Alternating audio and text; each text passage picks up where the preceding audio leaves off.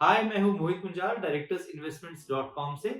आज मैं आपको PGIM India small cap mutual fund के बारे में बताऊंगा। ये फंड लॉन्च होगा 9 जुलाई 2021 को and it will be there till 23 July 2021। All the contents which I am going to discuss about this particular fund are only and only for educational purpose. Sometimes it is the little things that make all the difference. From this quotation, I will start and brief you about what is there in this fund. ये एक small cap mutual fund है, तो इसके अंदर जो investment होगी वो होगी small cap companies. Now what are small cap companies? सबसे इंपॉर्टेंट ये समझना पड़ेगा कि क्या स्मॉल कैप कंपनीज कौन सी होती है। जैसे कि लार्ज कैप कंपनीज होती है, मिड कैप कंपनीज होती है, वैसे स्मॉल कैप कंपनीज होती है। For definition purpose, number of shares multiplied by the present market value of the shares, number of shares issued multiplied by the present market value of shares, अगर वो 5000 करोड़ से नीचे है then it qualifies for small cap fund। अगर BSE Sensex में 251st company, जो top 250 companies है, they are qualified for large and mid, पर जो 251st कंपनी रजिस्टर्ड है that qualifies for a small cap fund। These are the basic definitions for small cap fund. Investment pattern is again decided by the respective fund houses. Now, important question ये आता है कि मैं आपको small cap funds के बारे में बता रहा हूँ कि आप स्मॉल कैप फंड्स का ये डेफिनेशन है। क्वेश्चन ये आता है कि why to invest in small cap funds? देखिए क्या होता है, आपका एक कोर पोर्टफोलियो होता है और एक सैटेलाइट पोर्टफोलियो होता है। कोर पोर्टफोलियो के अंदर आपके पास लार्ज कैप आता है, फ्लेक्सी कैप आता है, सैटेलाइट में थीमेटिक फंड्स आता है। However, what I always feel is कि आपके पोर्टफोलियो में 5 से 10% का एपेटाइट होना चाहिए स्मॉल कैप फंड्स के लिए। देखिए, स्मॉल कैप फंड्स वो इन्वेस्टमेंट है which comes with a higher risk। अगर हायर रिस्क होगा तो हायर रिटर्न्स होगा, राइट? तो इसके लिए मेरी सजेशन ये रहेगी कि आप स्मॉल कैप फंड्स को जरूर कंसीडर करिए अपने पोर्टफोलियो में, बट ओवरवेट ना होइए। ओवरवेट खाली अगर होना है तो लार्ज कैप में हो जाइए, फ्लेक्सी कैप में होइए।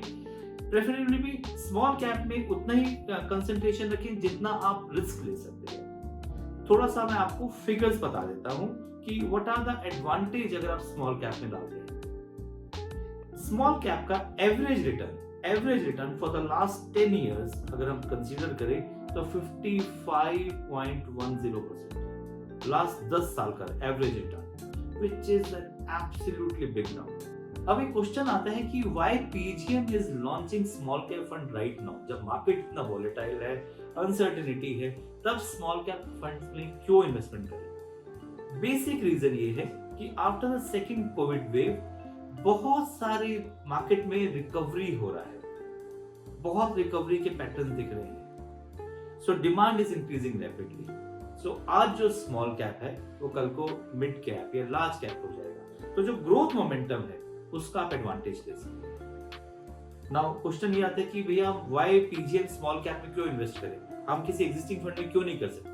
आप एग्जिस्टिंग फंड में एसआईपी के थ्रू कर सकते हैं इन्वेस्टमेंट, या एसटीपी के थ्रू कर सकते हैं इन्वेस्टमेंट। लमसम इन्वेस्टमेंट ना करिए। लमसम इन्वेस्टमेंट करना है तो खाली न्यू फंड्स में करिए, नहीं तो STP is the best form of investments और SIP is the best form of investments for investing into a small cap fund. PGIM small cap fund will invest 65% of its corpus into small cap. 65%, तो एक बहुत बड़ा corpus को small cap में लगाएंगे, definitely risk would be high and return would be also high. Fund manager of PGM small cap fund would be Mr. Aniruddha Naha, who has 18 plus experience in the industry. He is presently managing PGM Flexi Cap Fund and PGM Mid Cap Fund. दोनों funds बहुत अच्छा perform करते हैं। So that is one of the another reason, वो अगर mid cap manage कर रहे हैं तो वो small cap को भी उनकी अच्छी नॉलेज होगी, and that's the reason we should invest into this particular fund. However, into a lump sum mode. अगर आपके पास 1 करोड़ का पोर्टफोलियो है तो आपको 5 या 10 लाख रुपए ही इन्वेस्ट करें स्मॉल कैप कैटेगरी में या स्मॉल कैप फंड्स में।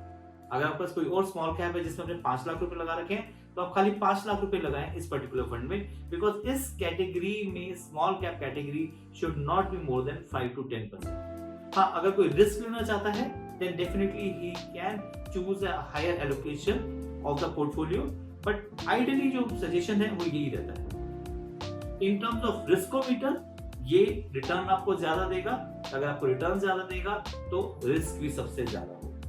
तो this would be on the higher side of risk. इसके अंदर कोई एंट्री लोड नहीं है. एग्जिट लोड अगर आप 90 डेज से पहले निकालते हैं तो 50 पैसा का एग्जिट लोड है. अगर आप 90 डेज के बाद निकालते हैं तो there is no exit load. My again suggestion to you all is that please consider only those funds for investment into small cap where you have a risk taking capacity. 5 से 10% का portfolio allocation, that is the must in it. अगर आपकी कोई SIP चल रही है, STP चल रही है, उसे कंटिन्यू रखिए स्मॉल कैप में. अगर आप स्मॉल कैप में एग्जिस्टिंग फंड में जाना चाहते हैं तो SIP और STP के थ्रू जाइए. Please visit our website www.directorsinvestments.com. Please consider that website for investment purpose. Please like and subscribe our YouTube channel. Thank you.